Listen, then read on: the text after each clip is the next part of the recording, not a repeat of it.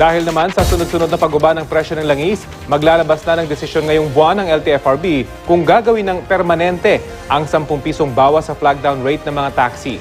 Hirit naman ang isang grupo ng mga taxi operator kahit mura na ang gasolina, ubos rin ang kita ng mga tsuper dahil sa matinding traffic.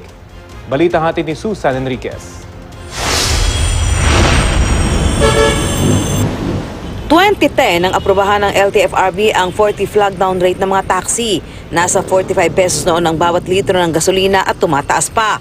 Pero simula noong 2015, sunod-sunod na ang pagbaba ng presyo ng gasolina. Nasa 34 pesos per liter na lang ngayon ang regular gasoline. Sabi ng mga pasahero, panahon na para gawing permanente ang provisional 10 peso flag down rate cut sa mga taxi. Mas maganda po sana kung ibababa kasi minsan kasi parang yung iba masyadong malaki maningil. Sa hirap ng buhay, kinakapos, kailangan ibaba yung price, yung pamasahe. Sabi ng LTFRB, sa loob ng buwang ito, ilalabas na nila ang desisyon sa pagbabawas ng 10 piso sa flag down rate sa taxi.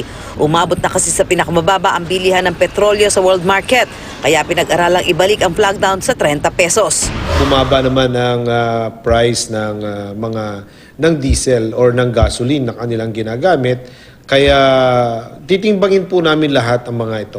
At habang hindi pa nailalabas ng LTFRB ang desisyon, dapat pa rin daw ipatupad ng taxi drivers ang 10 pisong provisional bawas pasahe. Pero kasabay sa pagdedesisyon kung gagawing 30 pesos ang flag down rate, pagpapasyahan din ng nakabimbing petisyon ng mga taxi operator na itaas naman ang pasahe. Kahit na sabihin mong mura yung gasolina, kung ang sasakyan naman hindi umuusad at naiipit lang sa traffic, then baliwala yung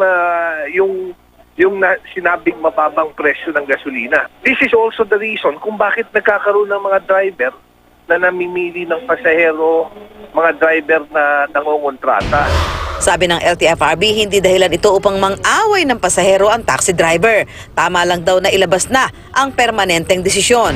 I already directed our legal division to study and submit the recommendation to the board for our deliberation. Within this month, ito ay aming madidesisyonan. Pero tulad ng inaasahan, hindi pabor ang mga taxi driver na bawasan ng 10 piso ang flag down rate. So, bakit bababaan? Nahirapan na lang kami sa traffic. Tapos babaan pa. Susan Enriquez, GMA News.